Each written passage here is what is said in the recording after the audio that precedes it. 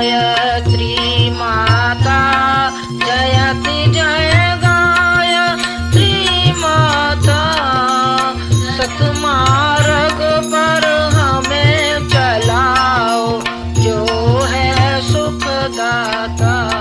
जयति जय गायत्री माता, आदि शक्ति तुम अलख निरंजन जग। धरे दात मनात्मानम अर्थात अपना उद्धार आप करें। हमारा शीर्षक आत्मनिर्माण द्वारा युग निर्माण। अपना उद्धार करना संसार का उद्धार करने का प्रथम चरण है। समाज या संसार कोई अलग वस्तु नहीं, व्यक्तियों का समूह ही समाज या संसार कहलाता है। यदि हम संसार का उद्धार या कल्याण करना चाहते हैं तो वह कार्य अपने को सुधारने से शुरू होता है, जो सबसे अधिक सरल एवं संभव हो सकता है। दूसरे लोग कहना माने या ना माने, बताए हुए रास्ते पर चले या न चले, यह संदिग्ध है, पर अपने ऊपर तो अपना नियंत्रण है ही। अपने को तो अपनी मर्जी के अनुसार बनाया चला सकते ही हैं।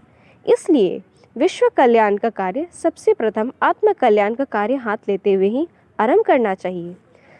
संसार का एक अंश हम भी हैं। अपना जितना ही हो सुधार हम कर लेते हैं, उतने ही अंशों में संसार सुधर जाता है। अपनी सेवा भी संसार की ही सेवा है।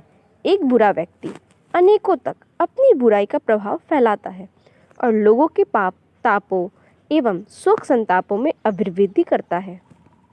इसी प्रकार एक अच्छा व्यक्ति अपनी अच्छाई से स्वयं ही लाभान्वित नहीं होता, वरन दूसरे अनेकों लोगों की सुख शांति बढ़ाने में सहायक होता है। सामाजिक होने के कारण मनुष्य स्वभावतः अपना प्रभाव दूसरों पर छोड़ता है। फिर जो जितना ही मनस्वी होगा वह अपनी अच्छाई या बुराई का भला बुरा प्रभाव भी उसी अनुपात से संसार में फैलाएगा। इस प्रकार मनुष्य अपना सुधार करने में लग जाए तो वह संसार का बहुत भारी सुधार कर सकता है। अपनी सच्ची सेवा भी विश्व सेवा का ही अंग मानी जा सकती है।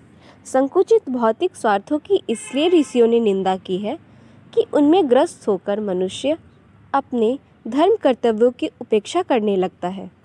दूरदर्शितापूर्ण स्वार्थ भी परमार्थ ही होता है। आत्मा का स्वार्थ जिन विचारों और कार्यों द्वारा सिद्ध होगा, उन्हीं के माध्यम से संसार का हित साधन भी बनेगा। उत्कृष्ट स्तर का स्वार्थ वस्तुतः परमार्थ ही बन जाता है। अपना आत्मसंतोष, आत्मसुख, आत्मकल्याण सद्भावनाओं के अपनाने एवं सत्कर्म करने से ही संभव होता है। यही प्रक्रिया लोकहित का माध्यम बन जाती है। सत्कर्म स्वतः ही परोपकार होते हैं। आत्मकल्याण उन्हीं गतिविधियों को अपनाने से संभव है जिनमें जनसाधारण का हित साधन होता हो।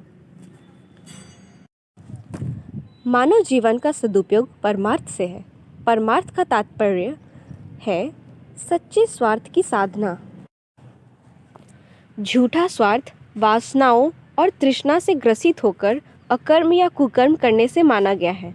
ऐसे मार्ग पर चलने वाला क्षणिक लाभ भले ही प्राप्त कर ले, अंततः उसे लोक निंदा, अविश्वास, घृणा, असंतोष, राजदंड, आत्म प्रताड़ना, विक्षोभ, नरक एवं पतन के रूप से ही भोगना पड़ता है।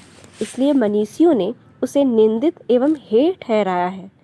परमार्थ की प्रशंसा इसलिए की है कि वह प्रारंभ में थोड़ा कष्ट साध्य भले ही हो, वासना और तृष्णा की सीमित पूर्ति ही उससे भले होती हो, पर अंततः सब प्रकार की प्रगति के द्वार उसी से खुलते हैं। परमार्थी व्यक्ति अपनी सच्चरित्रता, कर्तव्यपरायणता एवं उदारता के कारण दूसरों के हृदय में अपने लिए स्थान बनाता है और उनका सद्भाव सहयोग पारलौकिक दृष्टि से भी लाभ में रहता है और आध्यात्मिक दृष्टि से तो आत्मसंतोष का सुख हमें निरंतर मिलता ही रहता है।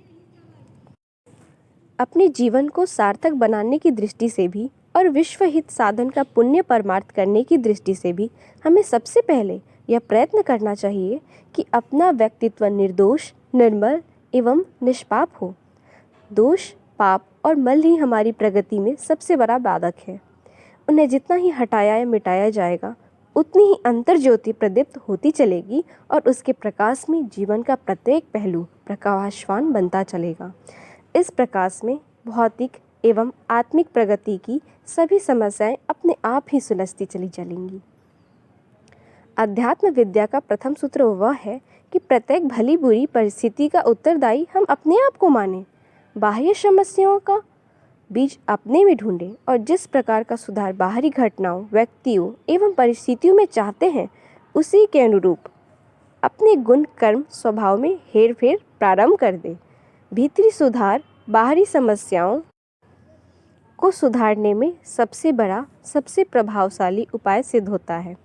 माना कि दूसरों की गलतियां और बुराइयां भी हमें परेशान करती हैं और अनेक प्रकार की बाधाएं खड़ी करके प्रगति का द्वार रोकती हैं। संसार में बुरे लोग हैं और उनमें बुराइयां भी कम नहीं हैं, इस बात से कोई इनकार नहीं करता। पर साथ ही यह भी ध्यान देने योग्य है कि कोई वस्तु सजातीय एवं अनुकूल परिस्थितियों से ही बढ़ती एवं पनपती है।